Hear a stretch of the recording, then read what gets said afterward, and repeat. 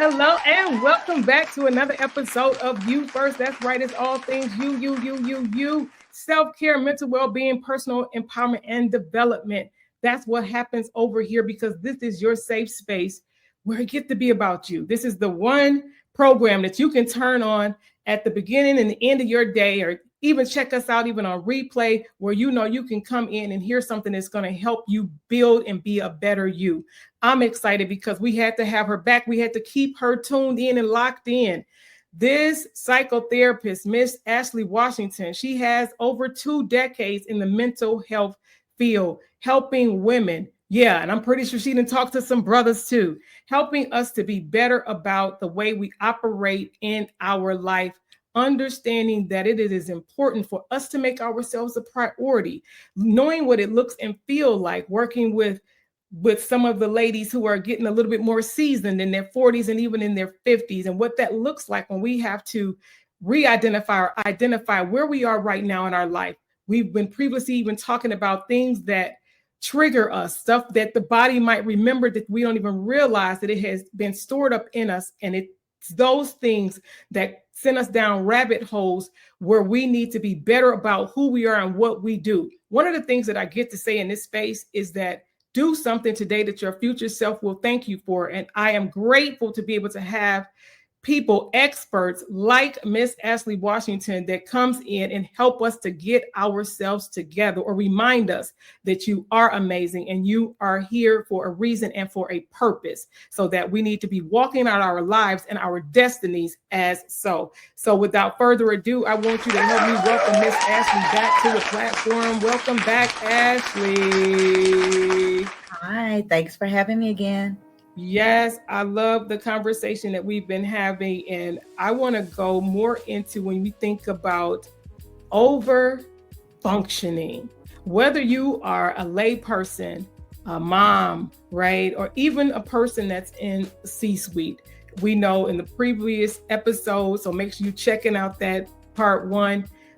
We already know what that looks like to have multiple degrees, so many degrees, and half of them you're not even using. They got dust on them. But what that looks like, because you're an overachiever, in some way, something happened along the way where you felt that you needed those things to be more, to do more, to have more. But now time has passed and you're looking now saying, now what? What am I going to do besides pay off student loans, right?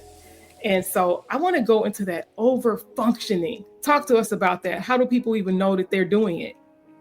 So the first thing is I do with my clients is so simple. I was like, let me see your calendar. What do you do? And then they're like, oh, it's in my, I'm like, oh, okay, that's cool. So I print out a sheet of paper. It's like old school appointment. It's from an old school appointment book that I have scanned on. I need to do something better, but it's in 15-minute increments, right? And I was like, write down I said, so let's write down all the things you have to do this week. And I'm like, work and home. And we're going to put them in these boxes and we're going to draw little lines and we're going to shade them in. And then when we get done, they have like maybe 2 or 3 little boxes that aren't shaded in, right? And there's a visual right there of how much stuff and how much you've extended yourself for everyone around you.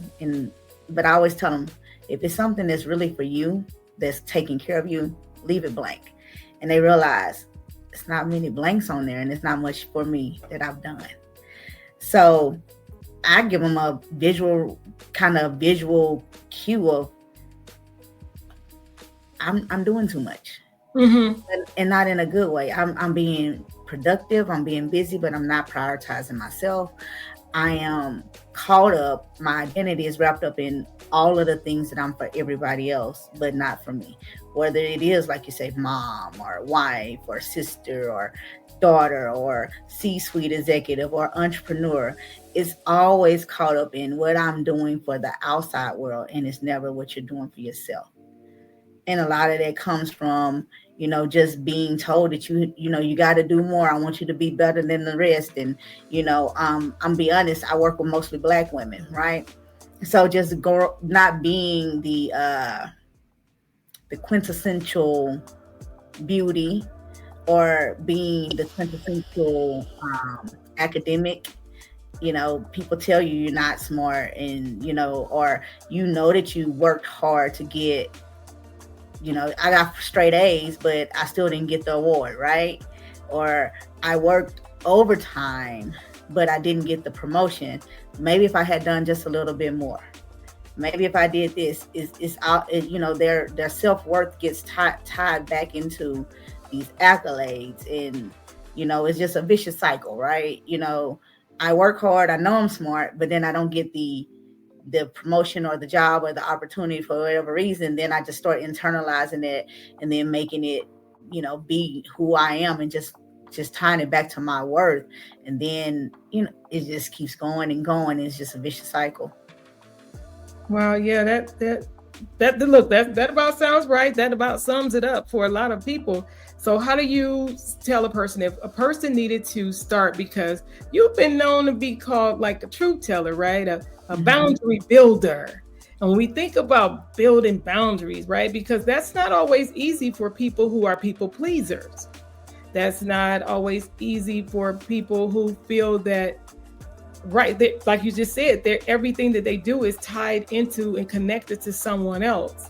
How do you help to kind of break through that with people who they really like, no, this is going to be the thing that's going to take you out of here if you don't change, and change fast? So there are two questions I ask. Some version of these questions, I word it some kind of way, right? The first one is, who are boundaries for? That's the first one. And then the next one, no matter whatever, I call it the ship's question. No matter what ship it is, how do you allow this ship to remain in your life if this ship never changes? So I know what I mean by ships, relationships, situations. Yeah, for sure. Yes. How do you allow it? And once we start asking that question, because they start talking immediately, and I say, no. Think about it, because it's not a simple question like you think it is. And the boundary question, yeah, but the ship question, it's not an easy question, because 9 times out of 10, you're in a job and you have a boss that's a jerk. You want your boss to stop being a jerk, right? And you come to therapy, you talk about it, and John and Sally just driving me crazy, and they treat me this way, and I know I'm smart. Guess what? John and Sally still gonna be a jerk when you leave my office tomorrow. So how do you allow John and Sally to remain in your life or not? Yeah, and so the change comes from you, because John and Sally not changing. And when people realize that they have to make a change, then the work starts, right? And I know it's very cliche, because people say, I'm going to therapy to be a better me. Yes, you are, but everybody come there to be a better me. They don't want to talk about everything that everybody else is doing to them. But then that's when we go back and answer the boundaries question. Who are the boundaries for? No, that's good, because I can only imagine when you soon as they attempt to start naming other names instead of being accountable in the boundaries, then how do you then turn it where they then really put the focus back who it needs to be on, which is them, to make them accountable for the things that they've even allowed? How about that? Right. For a lot of the stuff that they've even allowed. So we just really, we talk honestly, because people want it to be easy, and it's not. Therapy is easy in a way, and it's not in a way, right? Because if John and Sally been yelling at you or sending you, just causing all kinds of havoc at work, right? they're going to continue to cause all this havoc. So when you make whatever change, if that's, I'm not going to be in a room alone with John so that everything's going to be in writing moving forward, he's going to push back because he's going to come to your desk. He's going to try to talk, right? So how are you going to hold that boundary? It's like, you might let him sit there and talk, but you still going to send that email, or are you going to sit there and talk back to him? And if you, whichever one you choose, it's okay, but you got to be okay with the consequence, whether it's positive or negative, right? And if you're okay with it, then we did the work. But if you're not, you got to go back to the drawing board. What does it feel like when you see the light go off? How does that feel when you're sitting in there? You've gone through the assessment and all of the things, and then you really see that they get it. What is that moment like for you when you like, okay, they're getting it. They are beginning to understand, and I could tell that they're truly doing their work. So most of them come in and be like, girl, let me tell you, because we don't code switch. And so, girl, let me tell you what happened. And I'm smiling. So I like music. I like to dance, even though I can't dance. And Cool in the Gang is our thing because we celebrate. It's either Cool in the Gang or we play some Boosie because I'm from the South and I like Boosie and nobody's gonna make me hate him. I'm sorry, not sorry. I play music for my clients. Like when they see, and I know that that's not particular to where you were going, but when you see that light bulb go off, they tell you, they're like, man, that's all it is. Or, oh man, guess what I did last week? Or, oh man, I told my mom, no, I'm an adult now. No. And she cussed still, but guess what? I just got up and left and I said no. And she's still cussing, but I feel good because I'm not listening to her cuss. I walked off. They just come in and they tell you, and sometimes I want to cry. Sometimes I ain't gonna lie, I be crying when they leave. Sometimes. I love that. I love that. Not that you crying, but it allows you to even do even greater work to help them to push through, to get beyond, right? Because some stuff I say, you could tell me, yeah, you the therapist up in the house, right? Some things I believe for me personally is that we may never get over them. So I had to be careful about, you hear people all the time say, get over it, get over it. No, just things that we can do to help move beyond. And there you go. Right. It's not about a get over, right? I told you, I've done some self-work over here. So it's about to get beyond this place to then be able to still function, not over function, but function in a healthier space, i.e. space is the mind, right? We know you talk a lot about the mindset and the shifting and what that looks and feel like, because we already know to change your mind is to change your world. And that's why people are able to be in spaces and places with people and you're like, but it don't affect you the same way when you move beyond what used to trigger you or certain things, when you realize that you do have the ultimate control. How is that when you're trying to help people steer back to realizing that they have a part to play in that, and really the strings, they're really the ones operating their own strings? How is that when that other people are really feeling like someone else is controlling them and they have no control? And when you're like, no, you do have all the control. So I want to kind of go back to, last time we were speaking about just EMDR, the type of therapy that I do. So again, we get down to that root feeling, right? And I don't think I said before, but there's really an actual physiological change that happens in your brain when we do that work, right? So we do something that's called bilateral stimulation. And during that time, it almost mimics like dream sleep. It's something that kind of happens when you're sleeping, and now your eyes go back and forth in your head. And that's when our body starts healing and resting, and we're dreaming and we're getting all of those, that clarity. You kind of wake up and clear, and, you change the mind about something, or you see things in a different light in the morning, right? So during EMDR, we basically kind of force that process to happen in real time. And so once we do that, all of the things you're talking about, and we get to those root feelings for real, and we desensitize the emotional response, the physical response that you were just speaking about. You know, you said it last time. You know, you smell something and it take you back to that moment, or you see a flash of a shirt or something that you didn't even think about, and it's attached to those moments and those memories and those things, right? So we get back and we even realize, oh, when this happened to me, you know, they were popping popcorn, and that's why I don't like popcorn, you know, and we desensitize that, and you don't have that reaction to popcorn, but then you also just realize, oh, this was going on there. Those things aren't bad things. This is my body was protecting me and all of that. And so once you come forward from that, and you're not blaming yourself, and you're not talking negative to yourself, and you're starting to believe positively about yourself, then you find that courage, that strength to hold those boundaries, to put them in place. And then at that point, you also have the strength to be okay with the consequence. Like I said earlier, talking about the consequence, because people don't like the word consequence, right? But they don't realize consequence goes both ways. It's positive and negative, right? So my next action or my boundary is going to get a reaction from somebody, right? And they may and I'm not responsible for their reaction, because their reaction may be positive, it may be negative. So when I set that boundary, I have to be okay with their reaction. So that's how we move forward, is we start fixing that part, you know.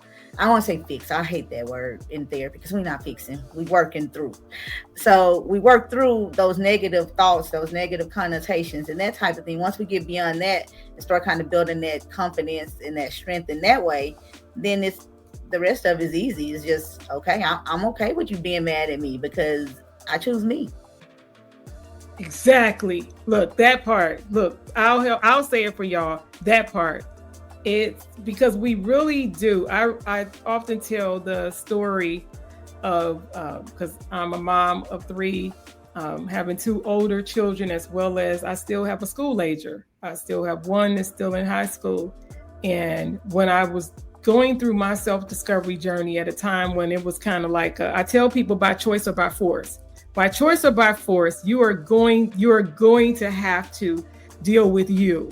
Mm-hmm. And for me, it was by force that made me, it wasn't where I was like, oh, now I believe this is the time. It was by force, and me having a real hard face up in a hospital, come to Jesus moment, right? I call it my come to Jesus moment. And where I began to do a lot of things to do my work. And my son, because of course, anybody that know me, you know, I'm big. I'm an advocate for self first, right? Making yourself a priority, especially at this stage and age in my life. And my son, he wanted something and he was like, oh, I forgot.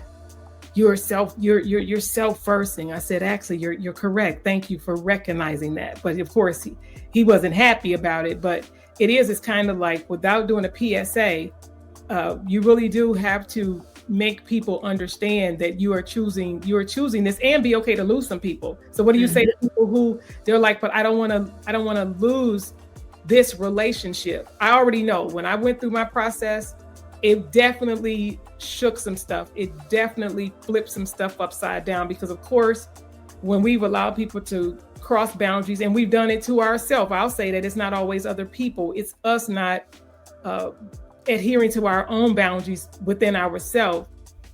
How do you help people to even deal with that part, with the shakeup? Because it really is a disruptor. You want the Ashlee version or the therapist version? No, give it to us. I think everybody on here, everybody looking and listening, everybody on here is grown. You better give it to them what they say TIE is. So the Ashlee version is this relationship worth losing yourself? Right, but the therapist version is, what does this relationship represent to you? And if you lose it, how do you feel like it would affect you in your life? And let's go through and let's talk through it. But I'd be want to say, you rather put them before you. That's what I'd rather say, but we can't say that. It is, because there is a cost either way. How about that? Mm-hmm. There is the cost, right? Mm-hmm. So it's either on the front end on the back end. Mm-hmm. That's the look. That's and you choose. And again, I'm not there to judge. I'm just there to be a facilitator and I'm really there to be a passenger as you work through it, right? I never give advice. I never judge you right or wrong. You know, in my real life, you and my homegirl, I might be like, nah, that ain't it, sis. But as your therapist, let's look at all sides of the issue. And you decide what works for you and what doesn't work for you. Because at the end of the day, what works for you may not work for me. How is it when you run into that client or two that you're just like, they're not ready. I can't help them. How do you handle that? How do you deal with those individuals when you're like, no, we really have gone as far as we can go because you're not willing to do, X, Y, and Z to really move the needle in your own life? So with those individuals, first of all, any good therapist is checking in quarterly with you anyway to see if you're attaining your goals, right? So that in itself kind of takes care of some of this, right? But the type of conversations I have with them, because I do have people who they just get stuck, right? And I've had clients. We talked about this last quarter. We haven't moved. I actually keep up with the progress. We keep up with the charting and the assessments. And where's your anxiety? When you came in here, you on a 10. So we on a 5 now? Are we on a 3? I keep up with those measures. So it's just not hard work. We put a little science and all that kind of behind it too. And that way we're being held accountable. You came in, you told me this was your goal.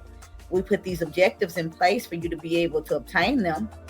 And, we used the SMART goal. It was specific, measurable, attainable, relevant, and time-based. We got to do something different. Now, obviously, I don't say it like that, but but that's the gist of it. You know what? I can appreciate how you are, because sometimes when you're dealing with us, every now and then, because I'm a person that I wear big girl underwear, right? I always use it as an example when anybody that ever watched this show from moons ago, The Biggest Loser, where you had Bob, they both were trainers, but you had one of the trainers that was a little bit more easygoing, even though he could still help you accomplish some goals. But then you had Jillian, who was like, no nonsense, straightforward, this what we doing, right? I'm that type of person that's, for the most part, the kind of people that I need. So I'm saying I would appreciate you being like, you done? You good? You got it out? I think I'm a mix of Jillian and Bob, right? Okay. Because I'll put the kitty gloves on until I see you playing games. We did a SMART goal. You on S still, but you did MART. Right? Yeah. So I lovingly push you, right? And then also, it is. I will say this: I do have clients that I can say, "Hey, sis, you tripping. We gotta do better." But I have those that you can't talk to like that because they can't receive it. So I'm gonna say mostly I just meet my people where they are, right? I'm still gonna I'm gonna give you what you need, but I'm also gonna, it's not a one size fits all. So I'm probably in between both of them, But if you come in here and you playing, I'm gonna hold you to it, and we'll get, we're going like a little trial. And if we don't get back on pace, then we're not a good fit anymore, and I'll refer you out. I get it. No, I appreciate this conversation so much because it is so needed, and people just need to be okay to get the help that you need, because there's so many things going on. And let's just be honest, it's always going to be something going on. Mm-hmm. And the quicker we are at knowing how and the control that we have with ourselves and our response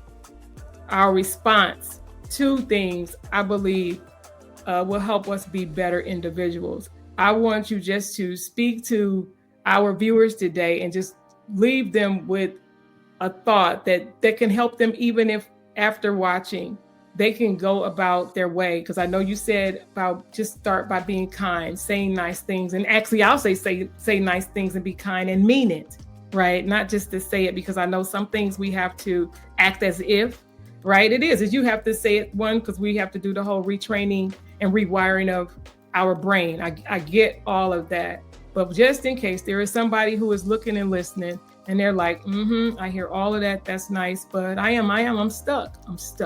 I just want you to talk to that person before we get out of here. I have it's going to be really short. It's almost like that Bible verse when I was little. They they go around the room and everybody has to say a Bible verse and I go, Jesus wept. Okay. Yeah. And then they look at you like, and I'll try to see which way they're going to go. If they're going to go with the circle this way or that way, because I want to say Jesus wept, so I'll be done. Okay. So here, in that same vein as Jesus wept, no is a complete sentence. Say no without feeling the urge to explain yourself. That's it. That's the word. The thing right there too, y'all. That's the whole thing there too.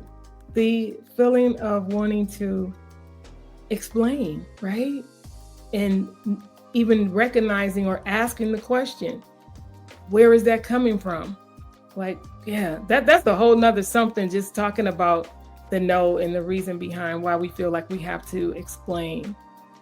And y'all already know that means we're going to have Miss Ashlee Washington back. This was good, y'all. This was good, not just for you, but it was good for me, because it's good to even have these conversations with experts, right? Individuals who have studied and done the work and is in it, and can help us just to even see if we are further along than we think we are, right? So I definitely appreciate you stopping by, you first, to have this hard and sometimes can be a little tough conversations as we deal with ourselves, making our priority. So look, I appreciate you. So make sure y'all tuning in. Make sure you follow Miss Ashlee Washington. Look, that's with two E's. She all over social media, but her Facebook is pretty popping, because I know she do a lot of garden therapy too, So we didn't even talk about that. But this young lady have a garden and some things that she's growing that I know that's therapeutic in itself, because that's one of the things that I do. Look, it's a little, I know my stuff ain't nothing like yours, but it's like, what is it that we can do to really help us to USA, right? Because everybody can't go to a therapist, but what are the things that we can do today that our future self will thank us for, that will help shift our minds, that will change our world? I appreciate you, Miss Ashlee Washington, for joining us for You First. Let's just wave at the people so we can get up out of here. We'll see y'all again. I'm going to have her back, y'all. I'm going to have her back. All right, y'all. Bye for now.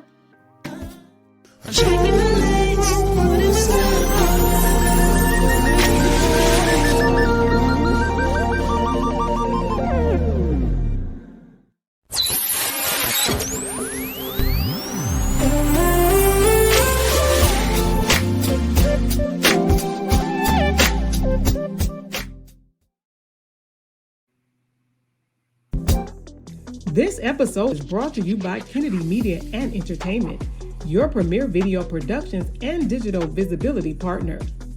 Working with business owners just like you to be seen, heard, and paid by elevating your brand with high-impact video content, online visibility strategies, and expert social media management.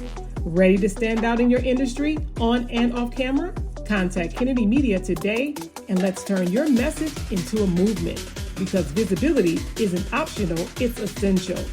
Contact KennedyMediaLLC.com, KennedyMediaLLC.com, and let's boost your brand's visibility. It's time for you to be seen, heard, and known for your expertise. Contact us today.